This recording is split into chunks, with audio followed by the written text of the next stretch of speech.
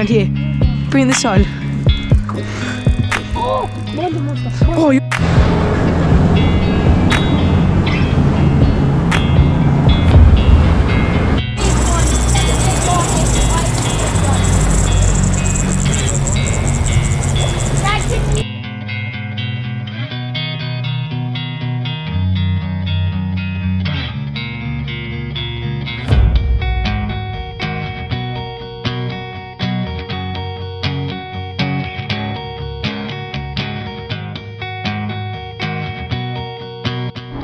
Alrighty guys, welcome back to another video. Today we're going to be comparing this $10 Kmart rod compared to my $200 Shimano rod and reel. So I'm sure it's going to be a really good video, guys. Let's get into it.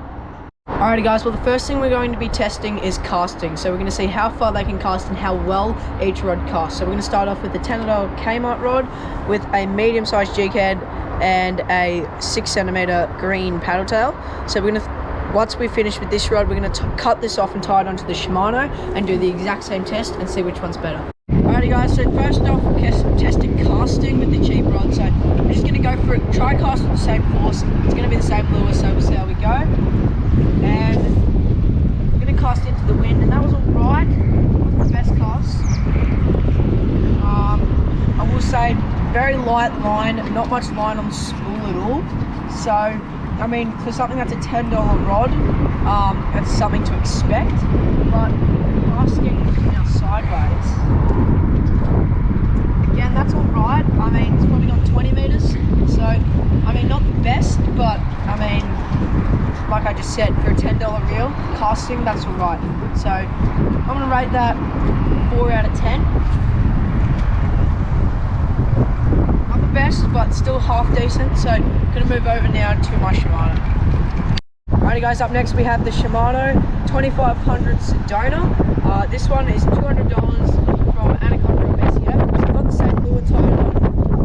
We've got 6-pound braid instead of mono. So this is my rod, this is what I use in all my videos. So we're going to see how this goes. Starting off overhead and instantly goes way further. That's pretty much the end of the other one too there. So that's overhead, and that was barely any force, so that's pretty good for overhead, and that's what you should expect for when you're paying $200 for a fishing rod. So alright guys, then sideways now.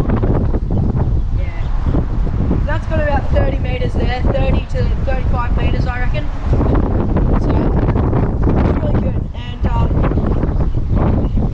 I reckon if it's not as windy on a flat day with a bit of heavier lure, I reckon you can throw it easily 40 meters, 45 meters. So I'm gonna go back up. Alrighty, now we're gonna judge it on how smooth the reels reel. So good throw, and it is a little bit wobbly, but that's to expect. And it's a small reel, so it doesn't have the biggest like wind on it, but it does reel it in pretty nicely.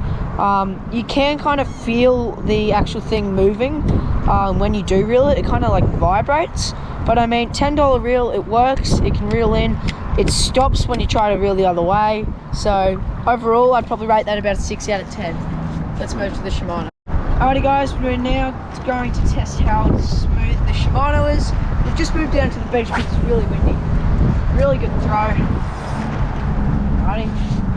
And instantly, it's got a bigger wind and it just feels smoother. And there's no movement. Like the Kmart reel, you could move it back a bit. There's no movement at all. Really smooth. You can barely even tell that it's moving.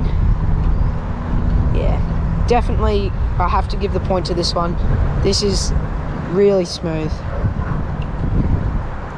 It's like a feather. It just comes straight onto the line. The line goes straight onto the reel. Can't feel anything. No problems at all. I've got to rate that a solid 8.5 out of 10. Actually, no, that was really good. I'm gonna rate it I'll do 9.5. That's decent. I know we have some bigger reels that reel really smooth, but this one for a light reel, that's a really good reel. Reels really well. Super happy with that. Alrighty guys, next up we're gonna test the drag from both.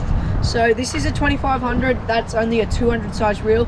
So this one is obviously gonna have a bit more drag, but we're also gonna test like how sensitive it is and how tight it can go. So we're going to check first up the Shimano. sounds really nice, and it's just give that bit of line. Sounds really nice, and very nice clicking sound. That's pretty much, and lots of drag, I will say. We're still going up, and yeah, that's locked off. That's not coming off at all, so that's really strong drag there, and lots of drag movement, and you don't feel like you're limited for your drag. If you had a big fish on here, like a big trevally or something, you'd definitely be able to fight it and definitely be able to play it with the drag. Let's move over to the Kmart rod. Alrighty, next up, the Kmart $10 rod, testing rod and reel, testing the drag. So already off the bat, no clicking sound at all, and that's pretty much all the drag movement. That's full, so 2 winds, and that's locked, so that's good, and that's pretty much free spool. So with this one, you're pretty much going to find like the sweet spot in between. So if you hooked a big fish like a trevally, if you swap the line out and that doesn't snap, and you actually have the chance to fight it, I reckon that you'd have to find like a good sweet spot to be able to fight it.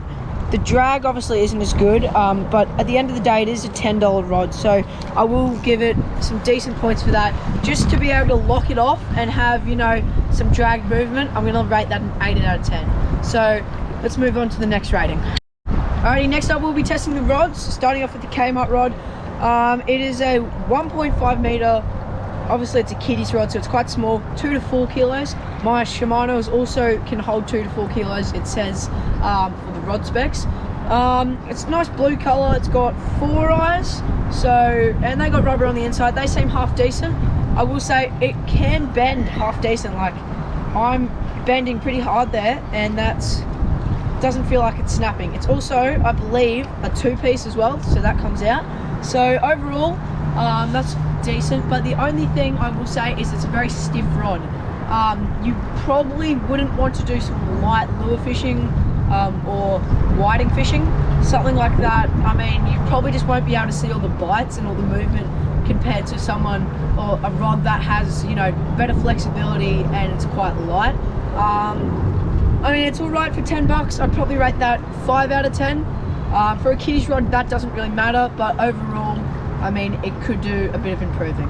Alrighty guys, next up we have the Shimano rod. This is 7 foot, 2 to 4 kilos. So like I said before, this is the rod I use when I go fishing. Straight off the bat, it's got 2, 4, 6, 8, 9 eyes. So you can feel the bite a lot more with that real light rod. As you can tell, it's not as stiff, it's a lot longer. So you get those little bites of those whiting or those little fish. You can definitely feel them when you're fishing. Bend test, it doesn't feel like it's going to bend. I can pull that very much comfortably and it does not feel like it's going to bend. However, it has a lot of bend in it, which is really good when you're fighting fish. It feels like, you know, you're right there with it when you're fighting it. So really like this rod. It came with the reel, I got it as a combo. So perfect rod for it, I reckon. Best match so far. I do have to give all the points to this rod compared to the Kmart rod. I'm going to give this a solid 9. I really do like this rod. Alrighty guys, well after doing all the tests we came to the conclusion that the Shimano Sedona rod is definitely on top. This was $200 from Anaconda BCF, so definitely worth it. However, the $10 Kmart rod, I will say, actually did a lot better than I thought. If you're a beginner with fishing, just starting out, or you know, have kids, young kids who want to go for a fish, I definitely recommend this rod. You would have to make a few changes, definitely change the line, probably a bit heavier, and fill up the spool a bit more, but that's pretty much it. It'd be a really good combo for a starter. However, if you're into fishing and looking for a nice new rod and you have around that $200 mark to spend, definitely recommend the Sedona. So really hope you guys enjoyed the video and I'll see you guys in the next one.